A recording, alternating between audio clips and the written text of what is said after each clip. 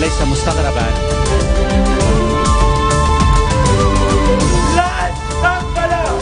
اللي عم بصير 7 اياد بشكل اخر.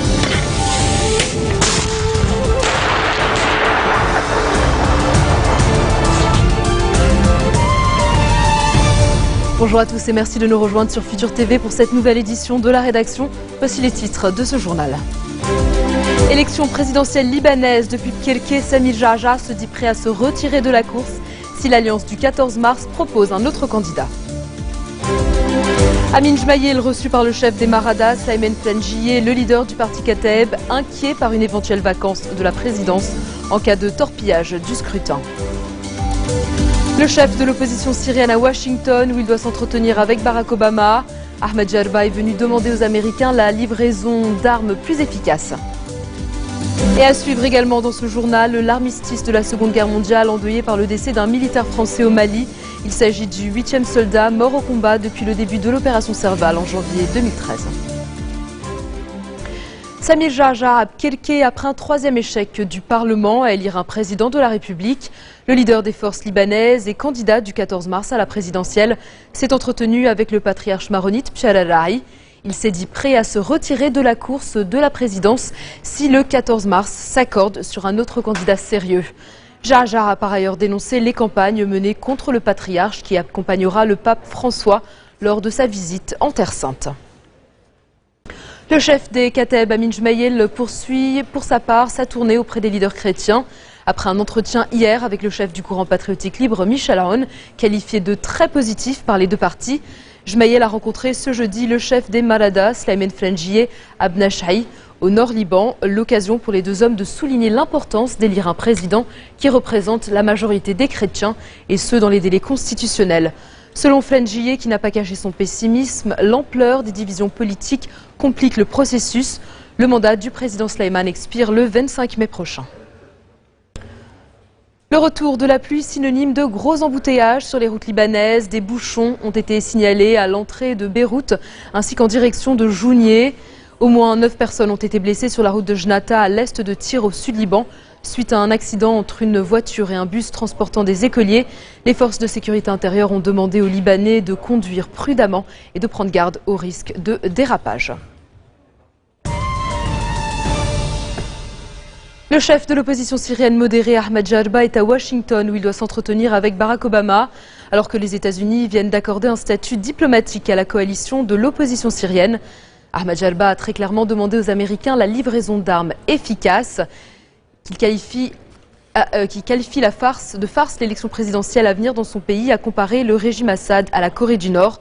Le département d'État est toutefois resté sur sa position. Il n'est pas question pour l'instant de livrer des armes létales à l'opposition syrienne. Ce 8 mai, la France commémore le 69e anniversaire de la victoire des Alliés sur l'Allemagne nazie et la fin de la Seconde Guerre mondiale en Europe. Le président François Hollande a déposé une gerbe au pied de la statue du général de Gaulle sur l'avenue des Champs-Élysées. Une cérémonie a ensuite eu lieu sur la tombe du soldat inconnu sous l'Arc de Triomphe. Le président a notamment invité son homologue russe, Vladimir Poutine, à la commémoration du débarquement le 6 juin en Normandie.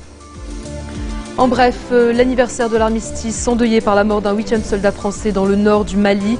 Son véhicule a sauté sur une bombe artisanale placée par les djihadistes. 2 autres soldats ont été blessés. Le sous-officier du 2e REP est mort pour la liberté et la sécurité du Mali, de l'Europe et de la France, a réagi Jean-Yves Le Drian. Selon le ministre de la Défense, l'opération Serval, lancée début 2013, est dans sa phase finale de guerre frontale. En Thaïlande, l'opposition se prépare à la bataille finale. Une manifestation est prévue demain pour réclamer la chute du gouvernement après la destitution par la Cour constitutionnelle de la première ministre Yingluck Shinawatra pour abus de pouvoir.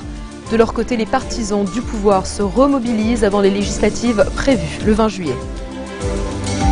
Et puis réunion Pologne, l'OTAN hausse le ton contre Moscou qui stationne toujours ses troupes près des frontières ukrainiennes.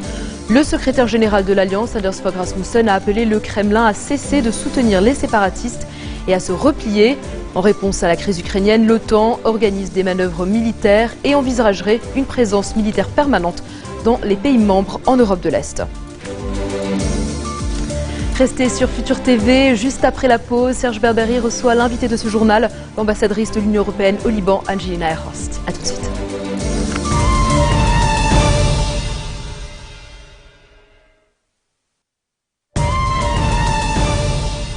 Retour sur le plateau de l'info. Demain, vendredi 9 mai, la journée de l'Europe sera célébrée dans l'Union européenne tout entière. Le vieux continent commémore ainsi le 9 mai 1950, jour où le ministre français des Affaires étrangères, Robert Schuman, proposait de placer la gestion du charbon et d'acier en Europe sous l'autorité d'une nouvelle institution commune, de façon à établir une paix durable sur le continent. Depuis, ce jour est considéré comme le point de départ d'une évolution politique que nous connaissons aujourd'hui sous le nom d'Union européenne et qui rassemble 28 pays européens et plus de 500 millions de citoyens.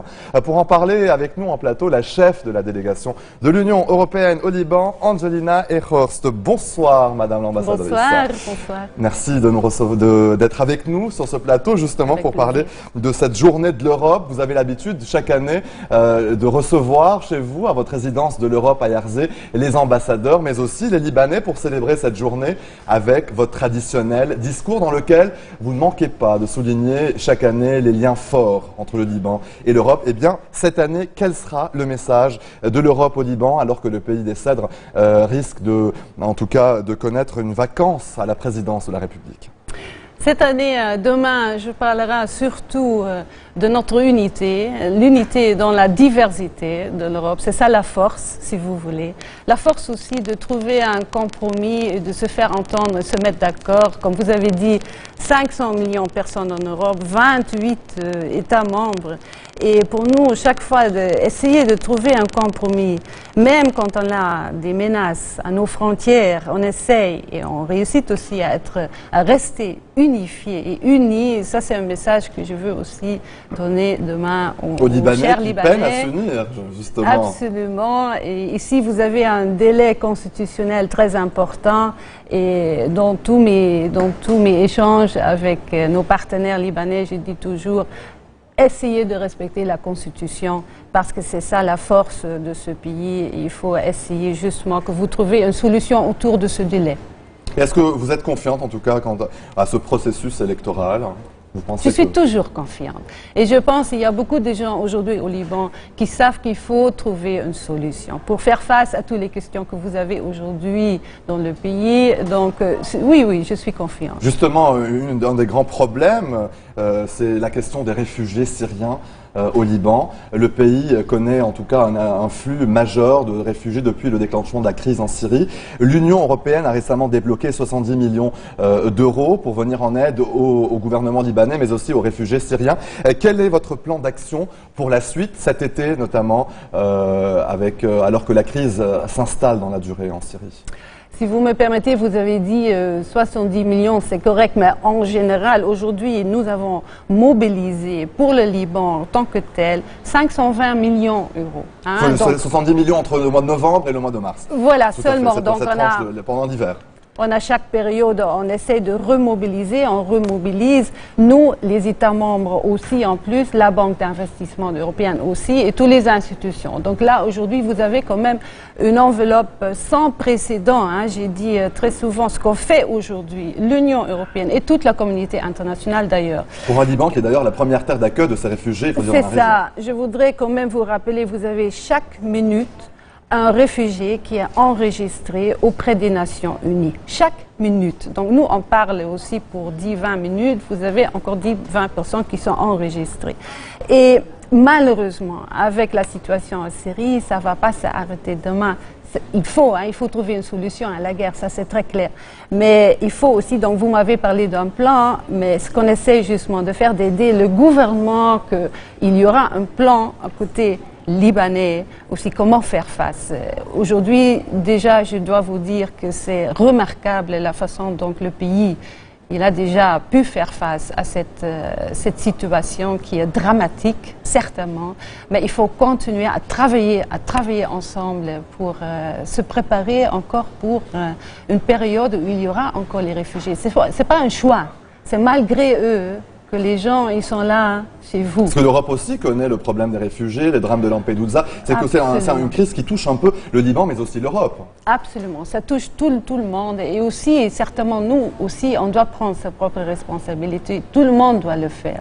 C'est un travail ensemble. Et les pays dans la région, certainement. Mais il faut... Il y a eu beaucoup de réunions, beaucoup de promesses, mais Madame l'ambassadrice, sur le terrain, les choses, en tout cas, s'accentuent. La tension est toujours palpable, mais peu de concrétisation, justement, de ces plans, ces promesses, beaucoup d'argent, notamment. Mais il y a beaucoup d'argent, il faut le dire aussi, il y a beaucoup... Parce que les besoins... Le problème de canalisation, justement, de ces fonds. Ça se passe bien. Pour l'Union européenne, notre travail avec le gouvernement, avec les Nations Unies, les ONG, moi, parce que ça c'est ma responsabilité, je dois me rassurer que l'argent est bien utilisé, parce que sinon je ne pourrais pas être ici dans le pays. Absolument. Mais en même temps, les besoins sont énormes. Et c'est là où il y a le problème. Parce que vous devez quand même, vous savez mieux que moi, tous ces gens-là, ils ont besoin chaque jour des services de base, l'eau, l'électricité, tout doit être fourni. Et là, encore une fois, le Liban a déjà investi énormément dans ça. Il y a encore une période à tenir ensemble. Donc il faut si vous voulez, continuer à trouver ces moyens pour aider le pays. Et nous sommes prêts à le faire. Dans un tout autre registre, l'Europe en crise peut-être, un rapport de l'OCDE cette semaine, en tout cas affiche peu d'optimisme, au contraire on envisage une diminution de la croissance en tout cas jusqu'en 2015 et avec un chômage, beaucoup de records, 18,913 millions d'hommes et de femmes seraient sans emploi dans la zone euro actuellement. Est-ce qu'il ne faudrait pas peut-être d'une certaine façon revoir un peu ce modèle social européen actuellement ? Vous voyez, pour moi, le problème, c'est pas avec un modèle social. On n'a pas un modèle social aujourd'hui. On a eu la crise financière que nous, on a pu, en tant que travailleurs ensemble, on a pu faire face. Avec la beaucoup crise de temps d'austérité économique aussi qui ont... oui, et ça coûtait énormément aussi. C'est de ça que vous parliez. Mais après, avec la crise économique, nous avons quand même pu résister à tous ces défis, toutes ces menaces qu'on a eues en travaillant ensemble. Et c'est ça le message de trouver l'unité dans la zone d'euro et dans la zone de l'Union européenne en tant que telle. Aujourd'hui, vous avez raison. Les questions sont les questions sociales. Chômage, comment justement travailler avec les jeunes. Et empêcher cette jeunesse de quitter le vieux continent à aller chercher ailleurs du travail, que ce soit en Asie ou aux États-Unis, en Amérique du Nord. Justement, on veut justement que les gens restent chez nous, que la circulation continue, que les échanges continuent. Et c'est comme ça qu'on peut améliorer. Moi, à mon avis, parce qu'on a vraiment, en tant que travailleurs ensemble, trouvant les compromis, on a pu faire face. Et vous êtes aujourd'hui à un taux de chômage à 11%. On craint, pour 2014, pour 2015, on pense que ça va aller mieux. Je ne veux pas dire que la crise est derrière nous. C'est pas vrai. Mais avec toutes les mesures qui ont été prises, vous voyez aujourd'hui la Grèce, l'Espagne, l'Irlande et les autres pays qui commencent à reprendre. Et l'euro est resté fort dans tout ça. Ça, c'est important aussi. Tout à fait. Et très important en tout cas, et ça sera une des questions justement qui sera soulevée pendant cette campagne, ces élections qui arrivent le 25 mai, les parlementaires en tout cas en Europe.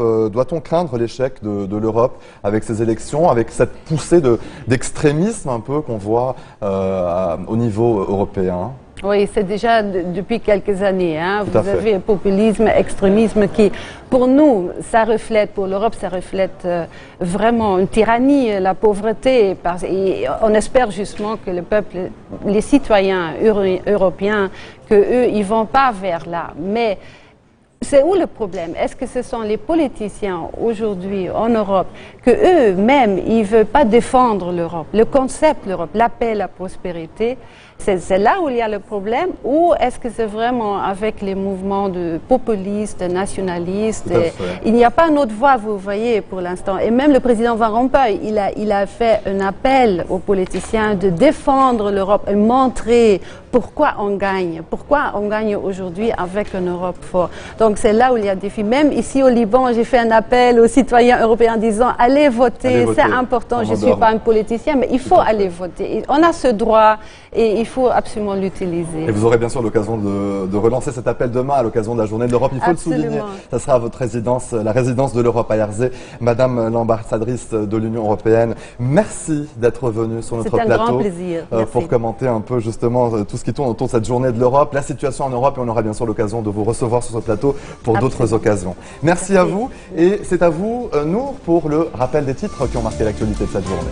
Oui, merci Serge. Donc le rappel des titres tout de suite. Élection présidentielle libanaise. Depuis Pkelke, Sami Jarjah se dit prêt à se retirer de la course si l'Alliance du 14 mars propose un autre candidat.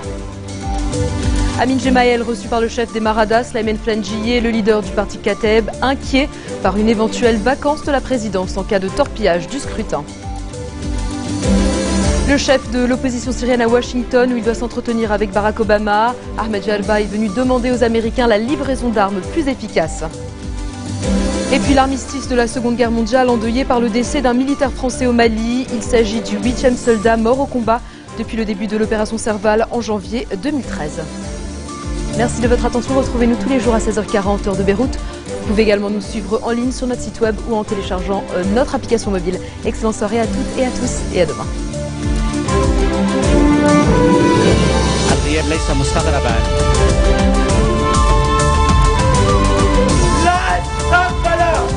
اللي عم بصير 7 اياد بشكل اخر.